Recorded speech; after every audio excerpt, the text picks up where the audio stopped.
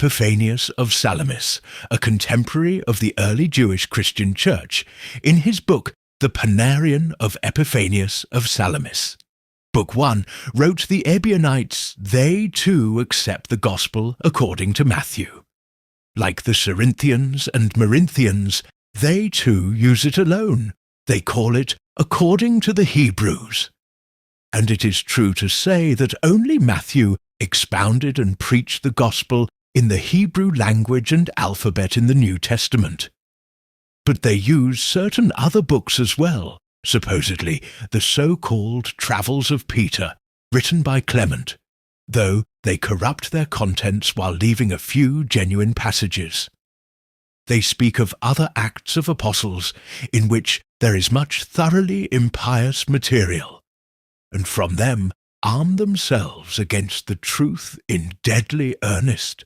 They lay down certain assents and instructions in the supposed assents of James, as though he were giving orders against the temple and sacrifices, and the fire on the altar, and much else that is full of nonsense. The Nazarene Acts of the Apostles is a modern title given to ancient texts, most notably the Clementine Recognitions, which detail the life and teachings of Peter and the early Nazarenes, a Jewish Christian sect. These texts provide an alternative account to the New Testament's Book of Acts, focusing on Peter's ministry, his debates with Simon Magus, whom we have said before the Ebionites, and some scholars believe is Paul of Tarsus, and the doctrines of the Nazarene community, including their adherence to the Torah. They present a narrative of early Christianity from a Jewish perspective, emphasizing a direct connection to the teachings of Jesus the Nazarene. These writings are attributed to Clement of Rome, who recounts his spiritual journey and his meetings with the Apostle Peter and James the Just in Jerusalem. The texts are gaining attention from scholars interested in Jewish Christianity and the early history of the Jesus movement. They are presented as the writings of Clement, who recorded Peter's preachings, debates, and missionary efforts after hearing him preach in Rome. Chapter 70, pages 53.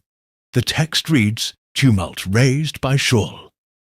And when matters were at that point that they should come and be immersed, some one of our enemies, entering the heckle with a few men, began to cry out, and to say, What mean you, 0 men of Israel?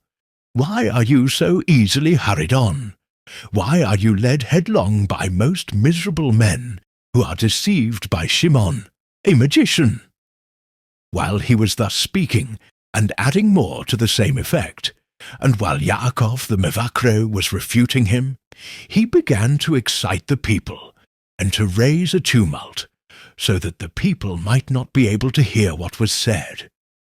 Therefore he began to drive all into confusion with shouting, and to undo what had been arranged with much labour, and at the same time to reproach the Kohenim, and to enrage them with revilings and abuse, and like a madman, to excite everyone to murder, saying, What do you? Why do you hesitate? O sluggish and inert, why do we not lay hands upon them, and pull all these fellows to pieces? When he had said this, he first, seizing a strong brand from the altar, set the example of smiting. Then others also, seeing him, were carried away with like readiness. Then ensued a tumult on either side of the beating and the beaten. Much blood is shed, there is a confused flight, in the midst of which that enemy attacked Yaakov, and threw him headlong from the top of the steps. And supposing him to be dead, he cared not to inflict further violence upon him. Chapter 71, page 54.